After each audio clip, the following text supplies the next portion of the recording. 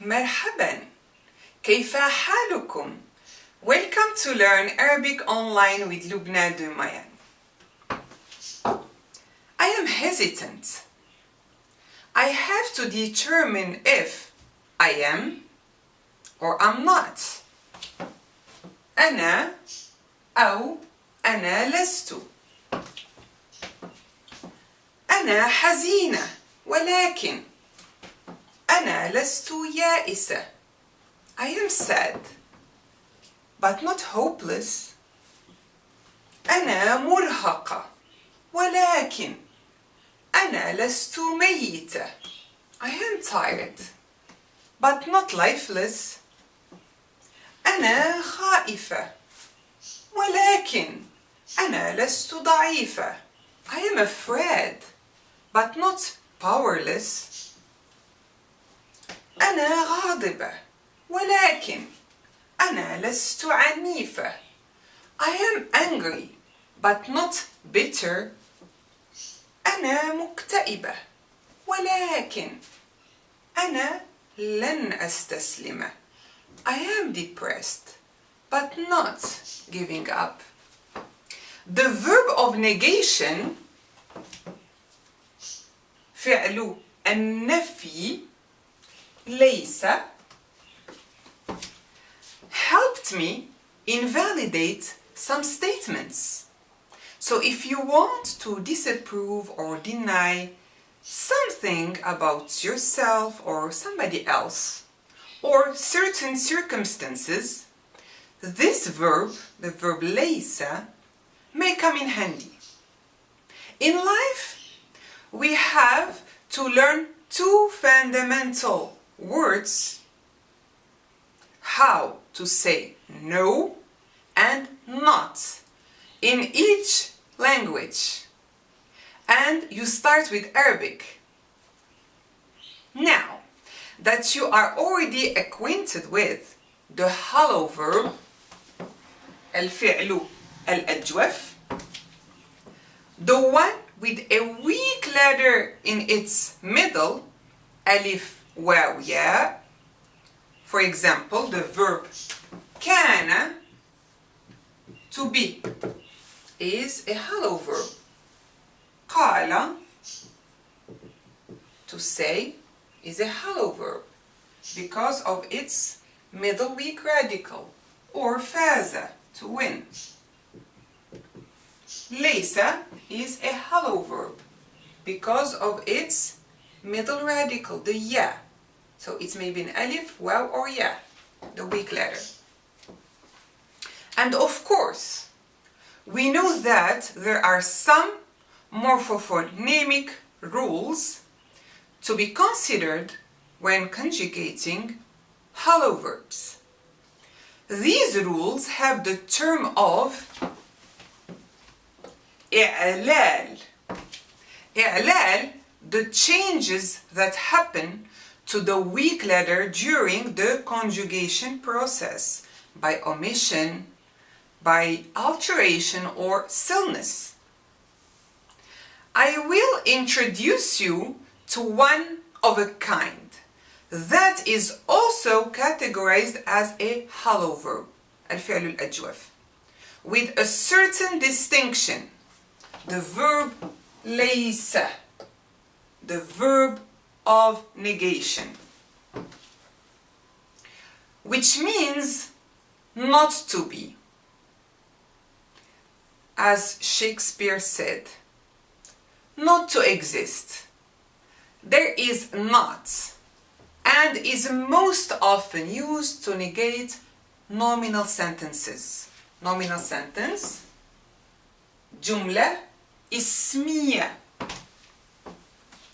Nominal sentences are negated using laysa, which has to be conjugated in the appropriate way according to the subject of that nominal sentence. So if the subject of the sentence is أنا, like أنا, I or I am, therefore laysa is conjugated as لست. Laysa disturbs the nominal sentences by stealing their subjects and forcing a change of the identity of their predicates to a direct object, which is put in the accusative case with the fatha, the short vowel fatha, that comes with the a sound. It governs a noun or an adjective in the accusative, or takes the preposition be, like this one, be, together with the genitive. In other words, the following noun or adjective will be converted to the object of the hello verb laysa. Or you may attach the preposition be to the object of laysa to have a prepositional phrase as a replacement for the object. Let's check some examples. لسنا متأكدات. لسنا is the verb ليس plus هن. هن the third person plural feminine. So it's ليس plus هن merged together to have لسنا. لسنا متأكدات. متأكدات. They are not sure or they are not certain. So here متأكدات comes with double kasra. It is not in the genitive though. It is the object of the verb laysa. But since متأكدات is a feminine sound plural, for the accusative and genitive we use double kasra. We cannot use double fatha with the feminine sound plural. But in the nominative we use the dhamma. So they are not sure. ليسوا مستعدين. ليسوا is literally ليس plus whom. Whom referring to the third person plural masculine this time. So they are not ready.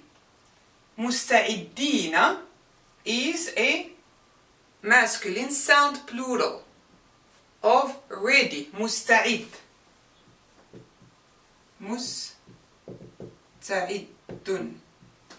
So إين is the sign of the case, of the accusative case, since مستعدين, this adjective, is the object of laysa. And this suffix, the u suffix, referring to whom? De, third person, plural, masculine. لستما سعيدين. لستما. أنتما. أنتما, second person, dual. It may be masculine or feminine. You will decide upon the following noun or adjective. So, أنتما. أنتما referring to the so ليس plus أنتما. أنتما سعيدين. لستما. So سعيدين is referring to the masculine, dual, second person. So you are not, both of you, you are not happy. لستما سعيدين. ليس موجودا. So here, ليس conjugated in the third person, singular, masculine. هو. هو. In this case, the verb does not take any suffix. So, as is. It's form 1. ليس. So, ليس موجودا. He is not here. Alright? Or he is not present. لسنا طلابا. We are not students. لسنا. لسنا is ليس plus the subject نحن.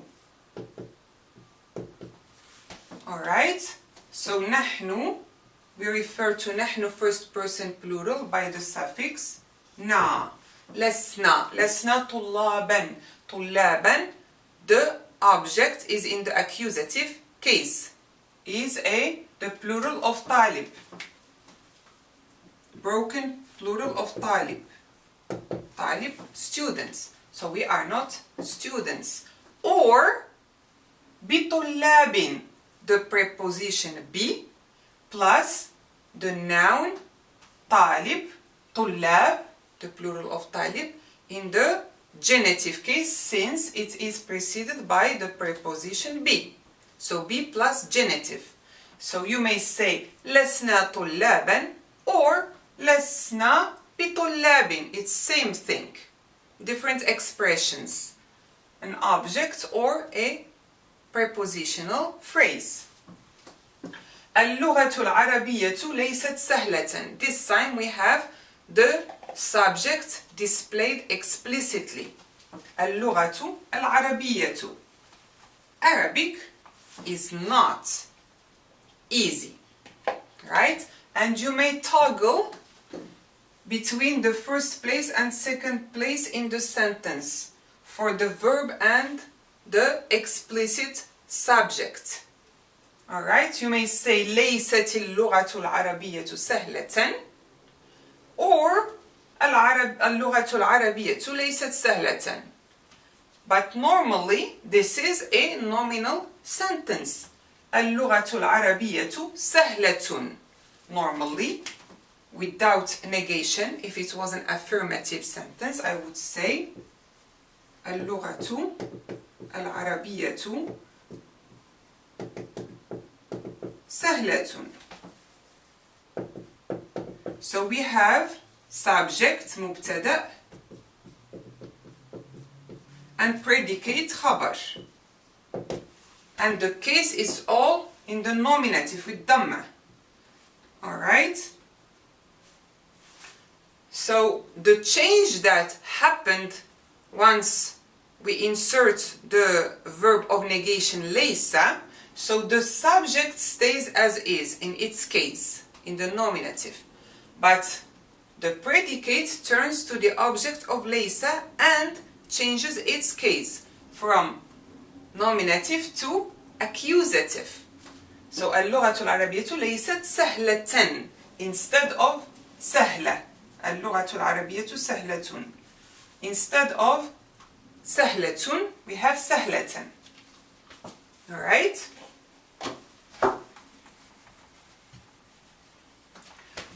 ليستا آسفتين. ليستا هما, the third person feminine dual. ليستا هما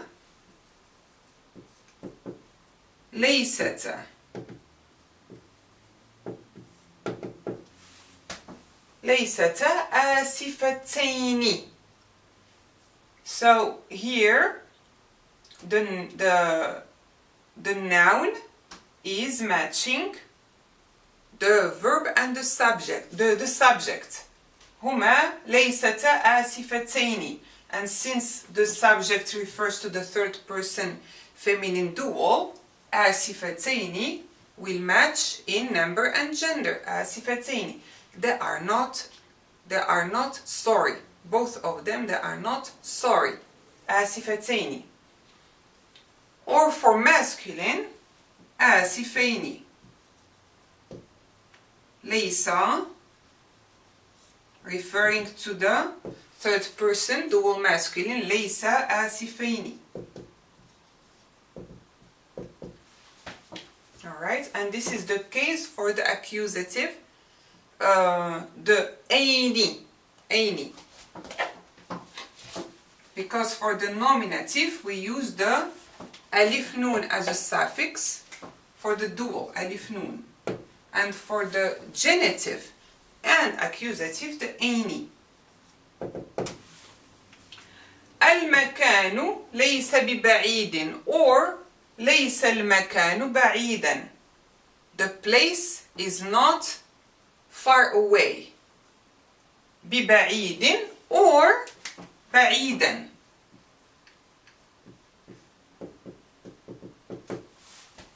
An object in the accusative case or a prepositional phrase. ليست القصة ممتعة. The story is not fun. Alright? لستن من هذه المدينة. أنتن second person plural feminine. أنتن. أنتن is the subject pronoun. أنتن, you are not from this city. Alright? هذا ليس عادلا. This is not fair. Or هذا ليس بعادل. بعادل. You have always two choices. أليس كذلك? Isn't it? Or right, if you introduce the hamza to the verb laysa, you would have the meaning of isn't it? Alright? So laysa is a negative perfective frozen verb. Frozen فعل جامد. Why did we name it this way? So this means that it has only perfect forms. So it is conjugated only in the past tense with, underline this, with a present tense meaning. So the conjugation is in the past, but the meaning is in the present. What's a contradiction? Alright. So when you conjugate the verb laysa, you add the same suffixes to it that you use when you conjugate any verb in the past tense. But you will have present tense meaning with laysa, don't forget. So you may have noticed during your perfect conjugation practices that whenever a suffix begins with a consonant, the preceding letter is still topped with a sukun, that's zero sign. So the sukun is a small circle over the letter. It is put when no sound should be pronounced after it.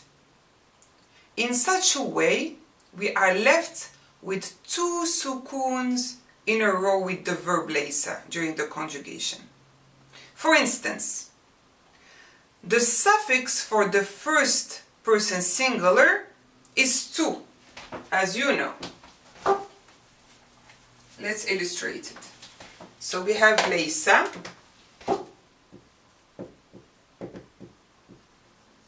plus tu, referring to the first person singular in the past.